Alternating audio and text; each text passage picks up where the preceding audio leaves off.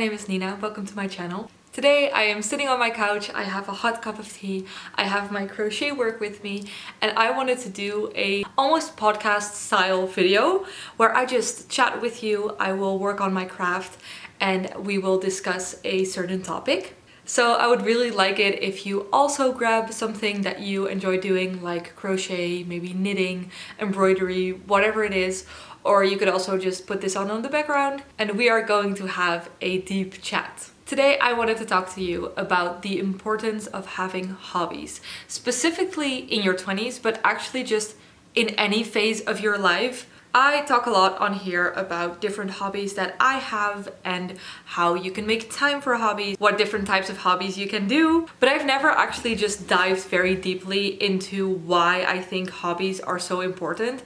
And this is actually something that I feel very strongly about because hobbies have really changed my life. I think everyone deserves to have hobbies and have the time for hobbies. So I'm first going to talk a little bit about my journey with hobbies and how I created the hobbies and the life that I currently have.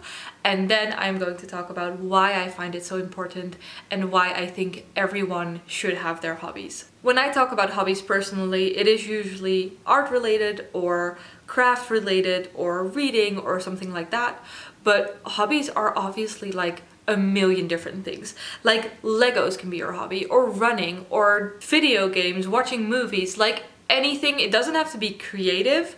This video is just about doing something that you enjoy doing.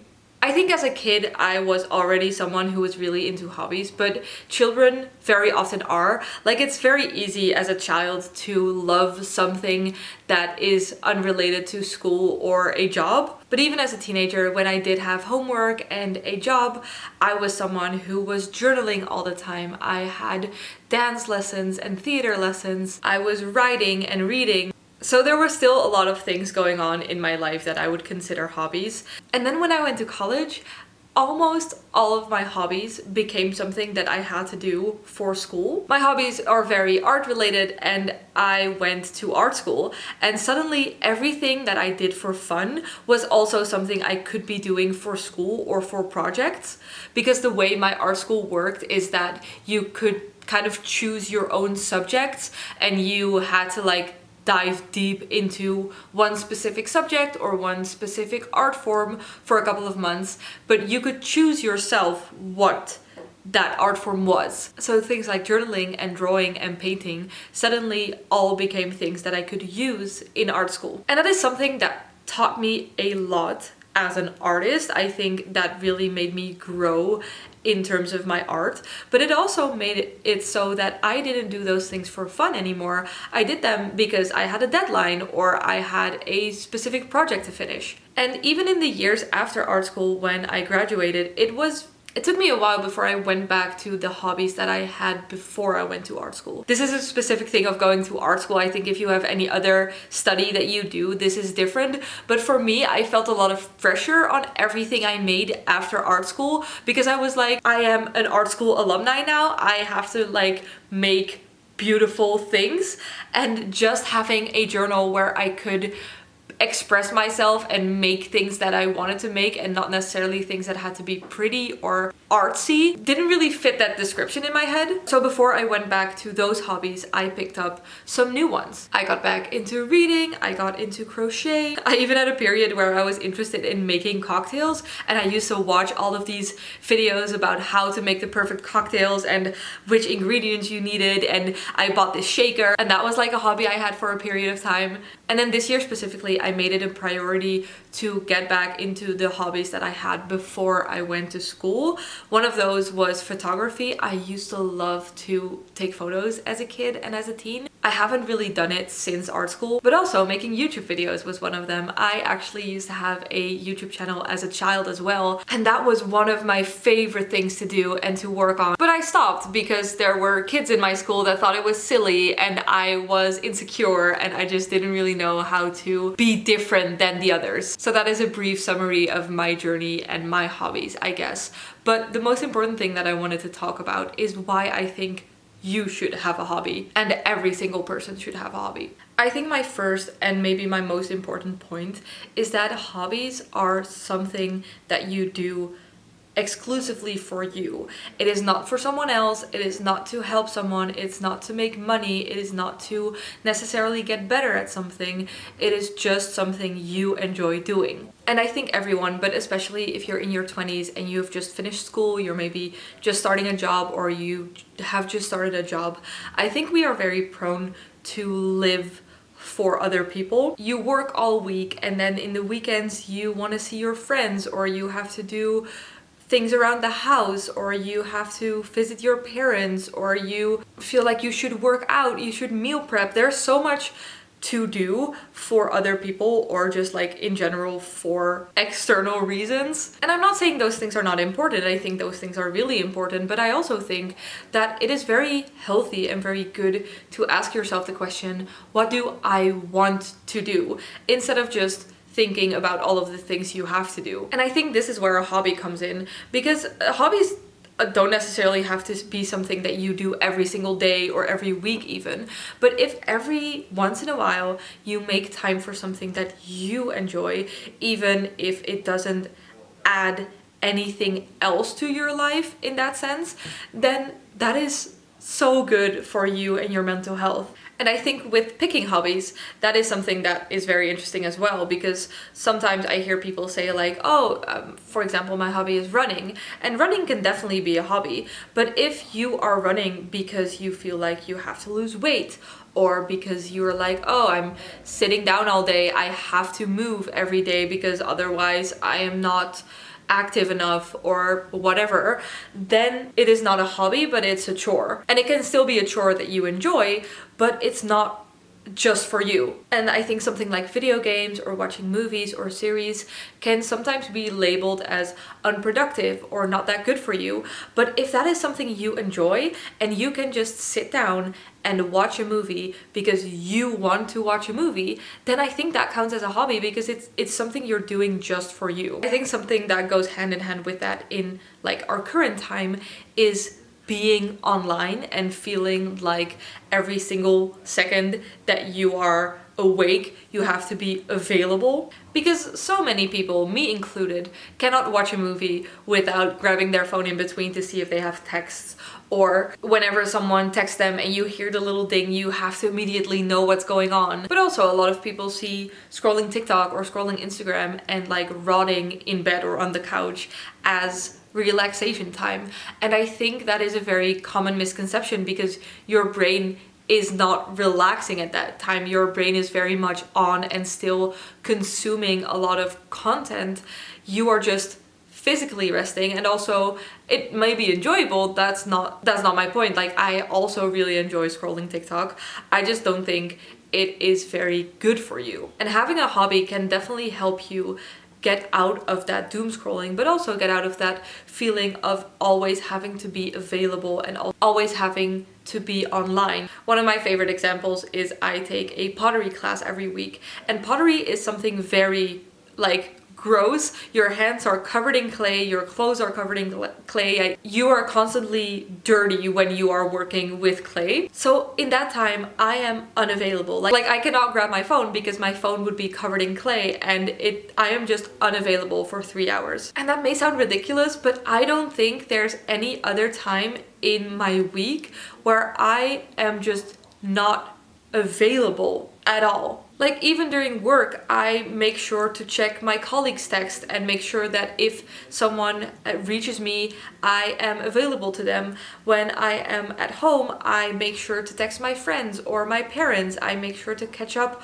on calls. So hobbies can be a great way to get out of that chronically online mindset. Coming back to the doom scrolling for a second, I think when I am mostly doom scrolling is because I have nothing else to do that will fulfill me in the same way that I think doom scrolling will. And what I mean by that is if I get home from work and I am really tired, then I don't want to do something that like I have to use my brain for, because I am already really tired, and it is very easy to just go on social media and scroll there and it feels like I'm not using my brain. But like I said before, you're obviously still filling your brain with a lot of things and a lot of content, so actually you end up just feeling worse afterward. But having a hobby that quiets your mind while also not really taking up any effort, that is something that really, for me, changed the way I use social media and I see doom scrolling as well. For me, that is usually crochet, because crochet is something that I can do mindlessly. I don't have to think about it unless I am like trying something new, but I very often just make things that I already know how to make, so I don't have to think about it. So I can do it while I'm doing something else, like talking on the phone or watching a series. But when I do it by itself, it is something that really quiets my mind, and it makes me, it allows me time to just sit and think. But I know, for example, for my sister, that hobby is cooking. When she gets home from work, she loves cooking dinner, and it is a way for her to quiet her mind and to just kind of arrive at home and get ready for the evening. I think identifying why you are on your phone at certain moments is a very great way to figure out what your hobby needs to be able to kind of replace that habit. So if you are on your phone because you are very tired, then that may be different than if you are on your phone because you are understimulated, which can also be a very real thing for a lot of people. It's not for me. I am very often overstimulated when I come home from work. But I also think that if you work maybe a job that is not as exciting or as challenging for you, then you may need a hobby that kind of replaces that challenge and that interest. I think I've spent enough time talking about why I think hobbies can replace your time online. And I don't mean that you are not allowed to have hobbies online. Like I said, I think video games or watching films or things like that are still very valid hobbies. I just think that you use them in a very different way than just mindlessly scrolling or automatically grabbing your phone. A different thing that I wanted to talk about as well is monetization and the feeling that everything you do has to make you money. Because we live in an economy that makes it very hard to, for example, buy a house or save up a lot of money, especially if you have a regular minimum wage job. So it's very normal to have side hustles, to have side projects, to work on things after work time to make you money or to help you pay the bills. And that is very important, but I also think that in this society, we put less value on things that don't make you money. If you have a lot of artsy hobbies, I think you will recognize this. But I very often get the question like, oh, can I buy your crochet? Can I buy your ceramics? Why don't you set up an Etsy? Or why don't you sell your stuff? And even though that's really great, and that is something that for a lot of people would be like a dream to be able to sell their art, I also think that it is very important to just make something because you want to make it. Doing things that won't make you money, but just doing them because you enjoy them is something that we don't make enough time for, in my opinion. And not every hobby has to eventually lead to something bigger. I think that's also something that a lot of people think about, like, oh, I will, for example, start a YouTube channel as a hobby, but hopefully eventually it will make me money and I can quit my job and I will be a full-time YouTuber. Or, oh, I will get into this art form as a hobby now, but eventually I will get good enough to sell it and I will then make money off of it. And don't get me wrong, I don't think there's anything wrong with wanting to make money out of something that you enjoy and wanting to replace your job with something that you love to do. But if the intention you have with every hobby is to eventually make money, then you will lose some of the positive impact that it has. I have some hobbies that I do once every year or once every month because I enjoy doing them, but I don't need anything from them, so I just make time for them whenever I feel like it. So doing something that won't make you money and that isn't productive in the way that we usually see productivity, I think is something that is very good for your mental health and for your overall well-being and your feeling of happiness. My camera died, so I had to take a little break, but I am back now. Another thing that I wanted to mention, which kind of goes hand in hand with all of the things that I have previously mentioned, is that hobbies can help you to avoid burnout. We are all running a million miles an hour for work, for school, for friends, for family, for keeping up our houses, for trying to be perfect in every single sense. And I think that is why a lot of people have very high stress levels and are very close to burnout. And having a hobby and actively making time for a hobby not only makes it that when you are practicing the hobby that you are in that moment not really thinking about anything else that is maybe work related or that is stressing you out, but I have also noticed that it helps me kind of, I don't know what the word is in English.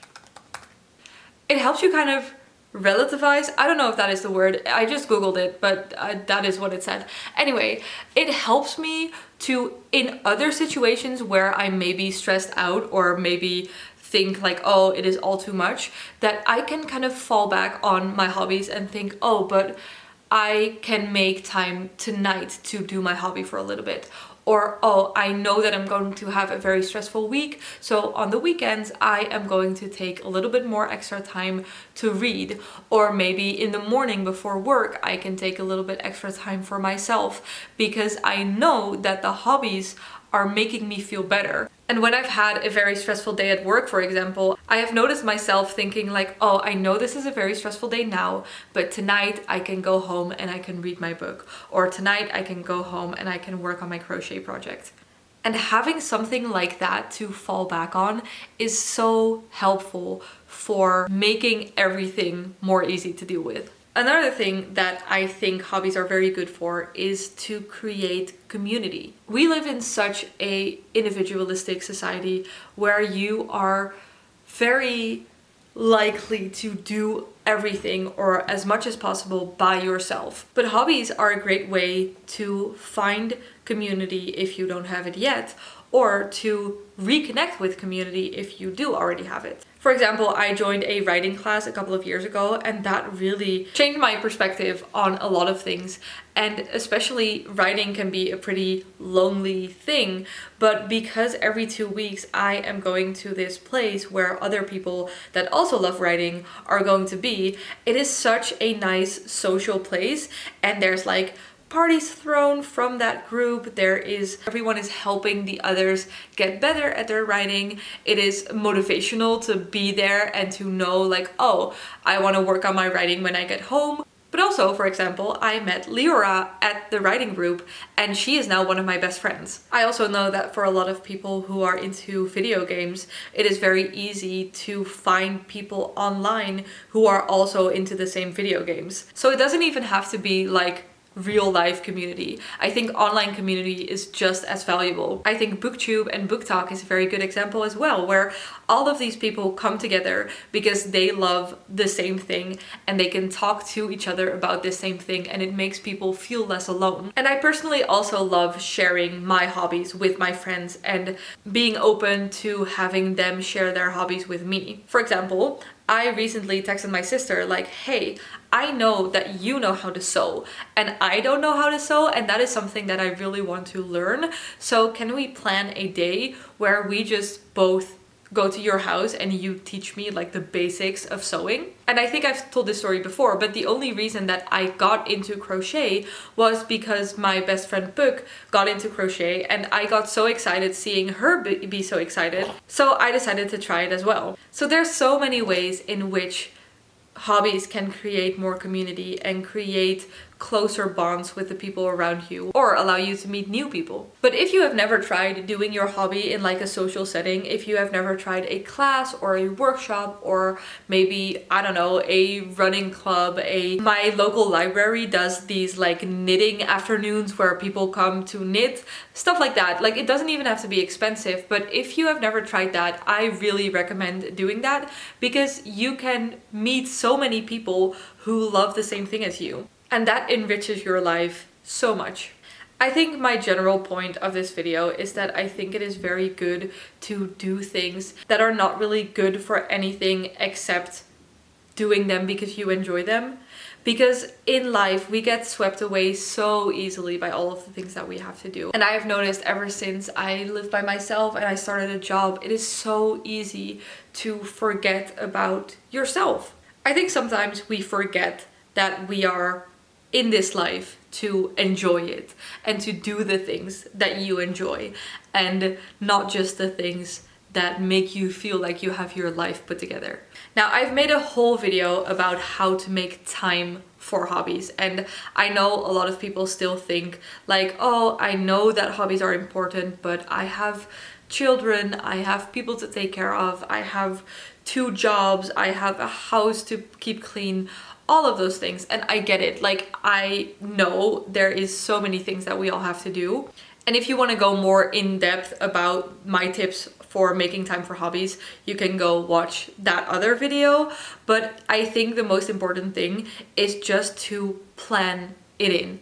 Like, you schedule in time for work, you schedule in time for dinner, you schedule in time for seeing people. So why not also schedule in time for reading or for going on a walk or for baking a new recipe, whatever it is that you want to do. Just put it on your calendar and make sure that you make time for it. So take this as your sign to just plan in or specifically make time for something that you enjoy doing, whether that is a traditional hobby or something completely different.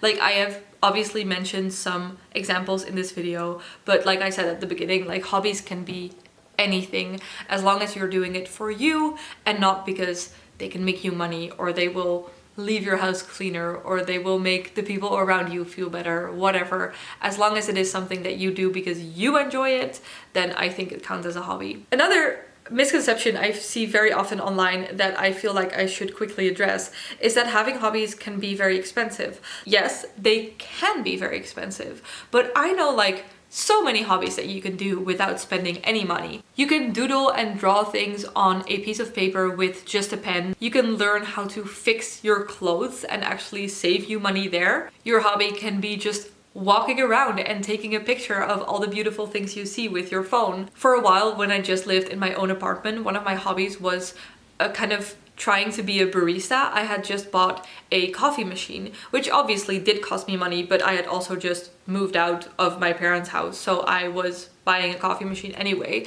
And I tried to teach myself how to make like my perfect cup of coffee, and that saved me so much money because now I very often just make a coffee at home instead of going out. And I also have this to-go cup that I just take with me, so I don't have to go out and buy coffee every time. For a while I thought that puzzling might be something that I would enjoy, so I went to the thrift store and I bought a puzzle for 50 cents and I tried it out. I actually ended up hating it, so I have never returned to it since, but still I tried it and it only cost me 50 cents, and afterwards I just brought it back to the thrift store again so someone else can use it. Obviously things like writing are free. You can read with just a library subscription. Like, please don't let that keep you from trying new things. And also, again, use the resources around you. Like, I want to learn how to sew, but I am not going to buy a sewing machine to try it. I am going over to my sister's house and using hers. Maybe you have a friend that tried a hobby that you would like to try,